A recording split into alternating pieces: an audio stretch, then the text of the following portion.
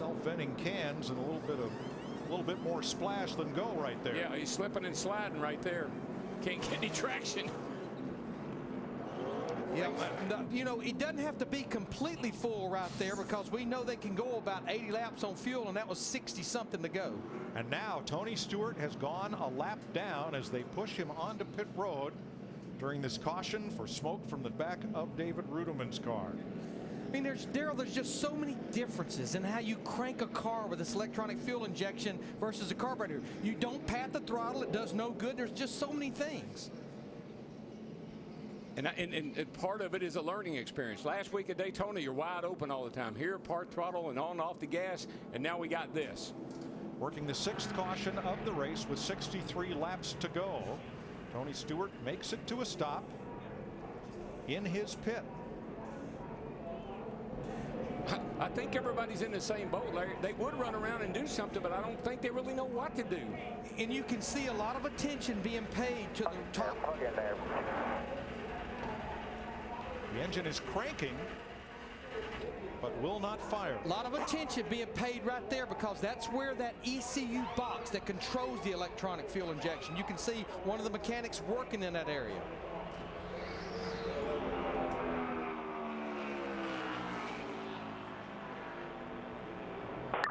Give it a little bit of gas right here.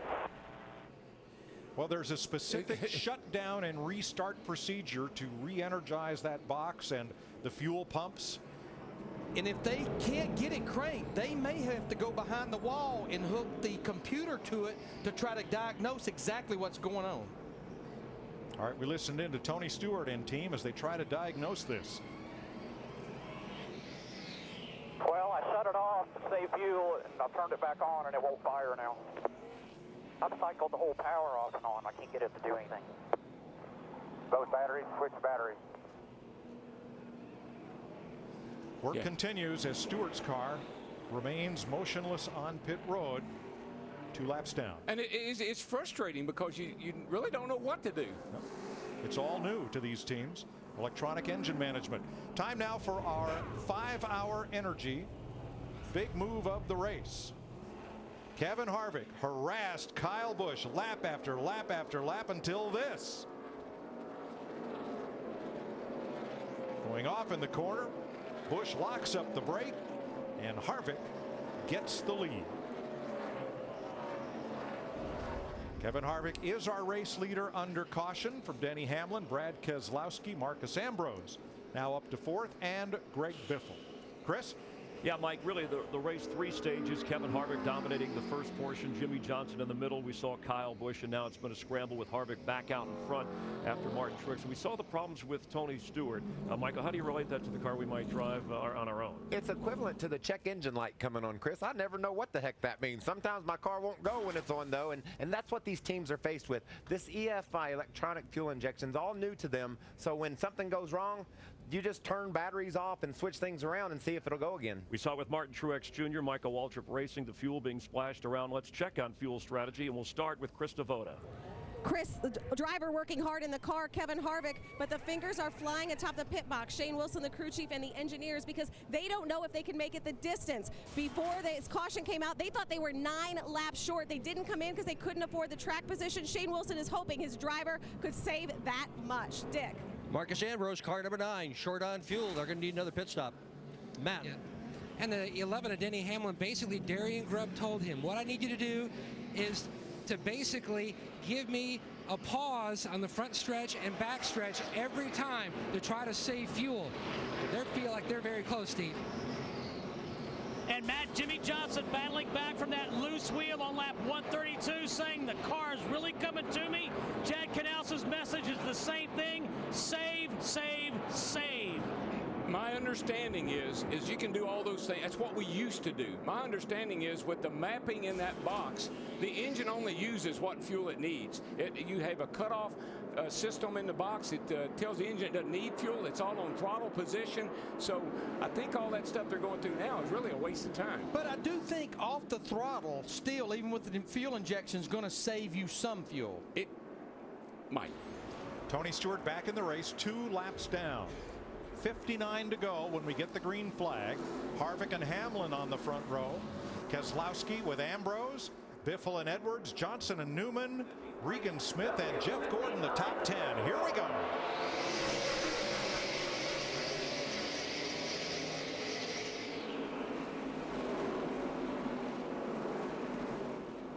Going to get a little bit crazy right over here.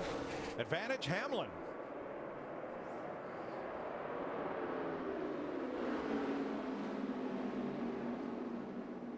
You know, a driver that has slipped here in the top 5 who had a ill handling race car when this race started. He wiggled a little bit right there. Greg Biffle in that 16 car.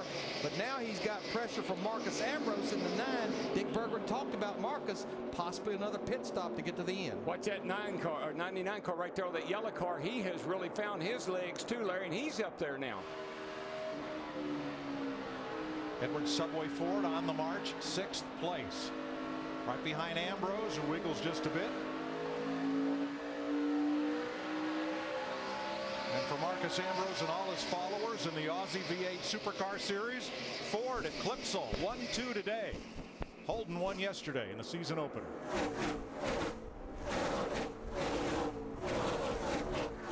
Ryan Newman, what a job he's done in a backup car as he battles side by side with Edwards into turn 3 for 6th place. There he goes. And around he goes. He and Carl got together.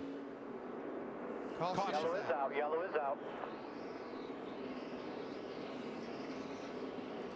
Just slipped up the hill a little bit. Carl got in under him. 10 more. What does that caution flag do for our strategy? Well, every caution lap you run helps because it's roughly a 2-to-1 ratio. 2 caution laps to 1 green flag lap. So all these drivers that are marginal, they love every caution lap they can get right here. This is a great learning experience for fuel injection in the EFI and that brain in the car. These guys are going to learn so much about how to increase their gas mileage, how to milk it right here today. Ryan Newman was 6th on the outside of Carl Edwards when they made contact at turn 4. Jimmy Johnson in that 48, he just went by both of them.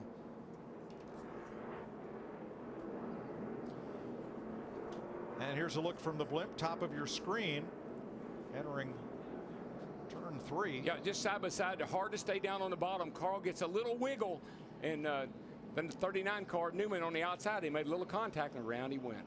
Boy, Jimmy Johnson and Regan Smith scooted through on the inside. One of the hardest things to do on any racetrack we go to is go in a corner side by side with another car, because this is what happens so many times. You know,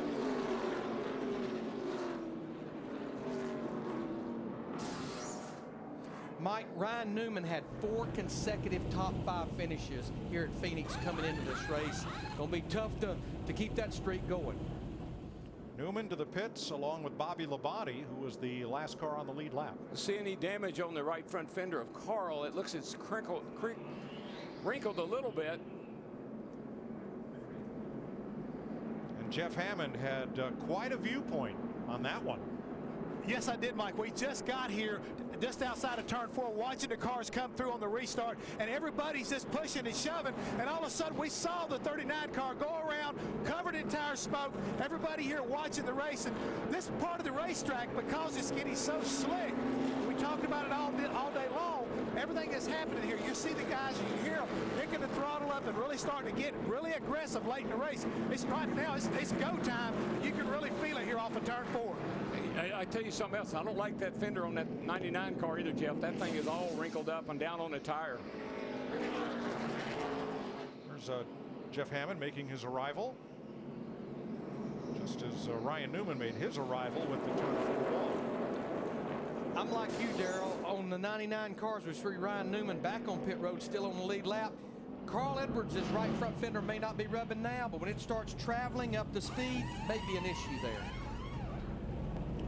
Travis Kvapil gets the free pass on this, the 7th caution flag of the day.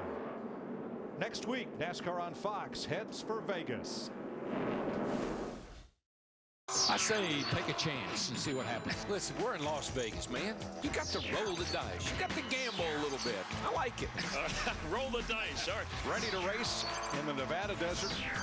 Traffic jam in Las Vegas, and not the one down on the strip. Boogity, boogity, boogity. Let's go racing Vegas.